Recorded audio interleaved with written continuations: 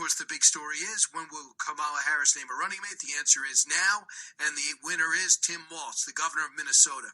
Here to talk about it is the chairman of GOPAC, David Avella. David, a lot of Republicans feared Mark Kelly because he's an astronaut, military guy, Arizona battleground state. He won 2 tough elections. A lot of Republicans feel Governor Shapiro because of 60% approval rating, and he's very well liked in Pennsylvania, a state that Trump is holding on to a slim lead in. How do Republicans view the governor of Minnesota? He is in complete alignment with Kamala Harris and follows the trend, particularly on the Democratic side of recent history, that they don't seek to put someone on the ticket that helps them reach the middle. They seek to reinforce their base. Joe Biden wasn't about expanding the map. Tim Kaine for Hillary Clinton wasn't about expanding the map. Joe Lieberman wasn't about expanding the map. It was about keeping the base happy. And that is ultimately what Tim Walz does for Kamala Harris. If you look at his record, Brian, and it is one of the most progressive. Progressives thirst nationally over the type of stuff that Tim Walz has done in Minnesota. So yeah, well, we'll see. Nobody thinks it's a Republican state, although Trump was closing in on it up until the switch on who's at the top of the ticket. He always felt in 2016, a couple more visits, he would have had it. So Walz is relatively popular in Minnesota, but the main time we remember hearing about him is during the BLM riots, where he was MIA. In fact, many people think supporting them. Listen to his comments then. A society that does not put equity and inclusion at the center of it is certainly going to eventually come to the places where we're at. This is a moment of inflection. It's a moment of real change. It's a moment that those folks who are out there demanding this are not going to take a commission or a report. They're going to want fundamental change. And that is what I think that's one of the exciting things in the midst of all this. You can feel a sense of optimism coming back. So that was after the BLM riots had calmed down, but they spread gradually across the country. President Trump wanted to make clear that it was him who sent the National Guard in because he did nothing. And, of course, he did not back the mayor at the time, too. Do you think that stuff comes up again?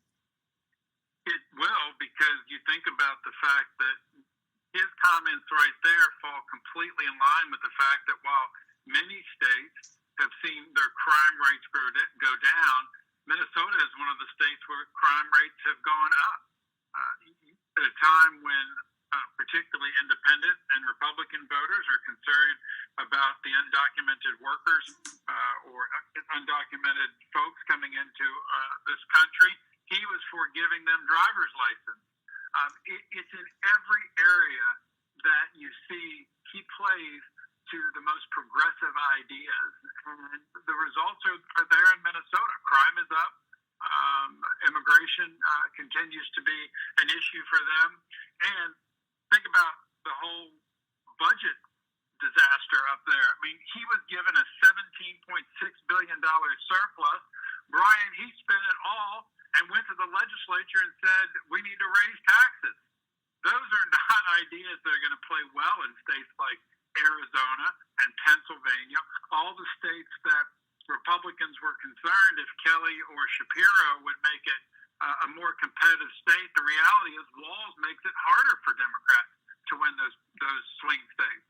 So 2 sources familiar confirm on background. The deciding factor for the VP's choice was that Senator Fetterman said publicly concerned Shapiro's his own personal ambitions will cause him to upstage and override Harris.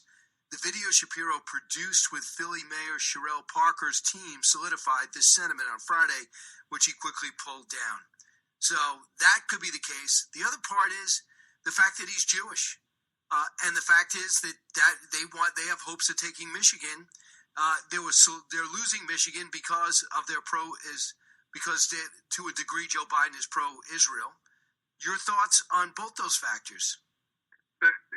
Kamala Harris isn't going to lose Pennsylvania or Minnesota or Wisconsin because she picked a VP based off their religious affiliation.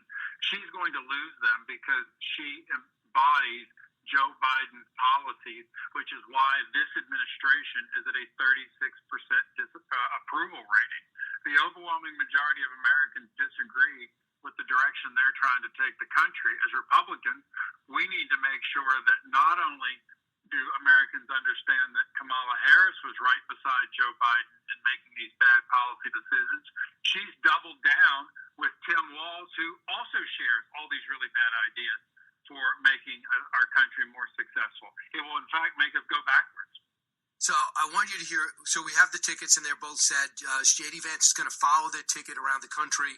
They're going to 4 or 5 stop. The former president's only going to Montana on Friday right now. We'll see if he schedules anything over the weekend. He's doing some influencer things and some streamers with some younger people. But listen to Michelle Price.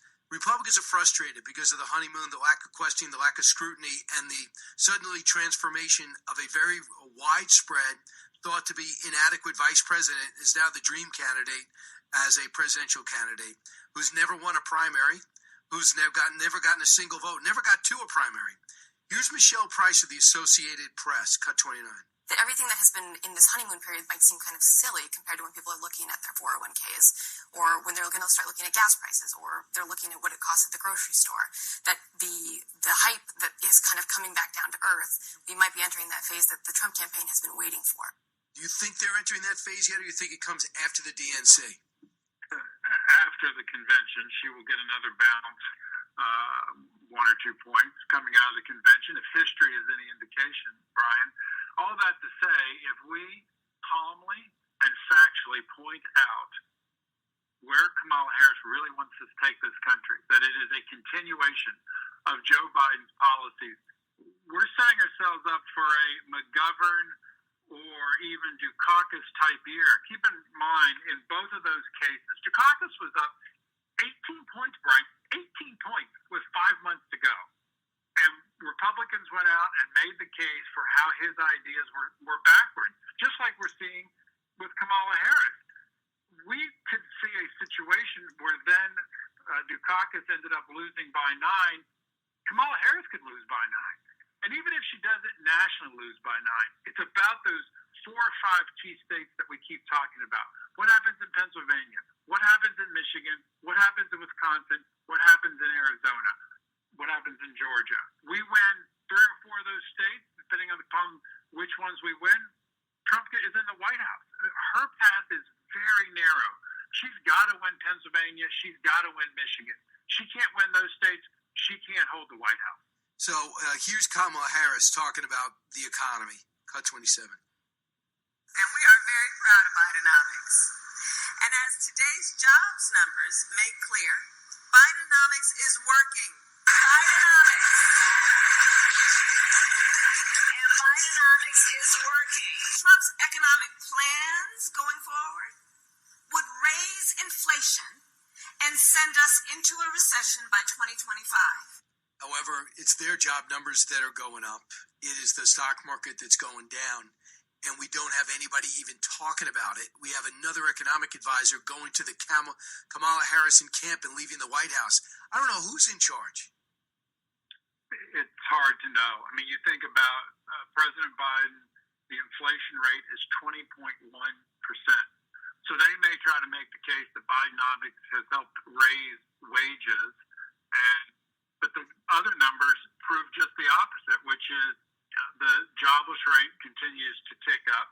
You may be getting that pay raise, you may be making more money, but you're ultimately just turning it over to pay for gasoline, for electricity, for food. I mean, you think about gas is up 50% since the Biden administration started. Electricity is up 31%. Food's up 20%. Where in those numbers does it seem like the economy is moving in the right direction, or that inflation somehow would be worse under a different? How can it be any worse, Brian? So we're talking to David Avella, chairman of GOPAC. So, David, what's your ground game like? I'm hearing differing things about, what was left in place by Ronald McDaniel, what is being done now. I know people are concerned about election integrity, but why is it a choice, election integrity or a ground game? Are you concerned at all? What areas are you the strongest? Where are you the weakest? Let's go strongest. You have an RNC that's focused on making sure the ballot process is followed, that lawsuits where traditionally fraud has had the potential or rules maybe weren't always followed. So you've got the legal side that the RNC is working on.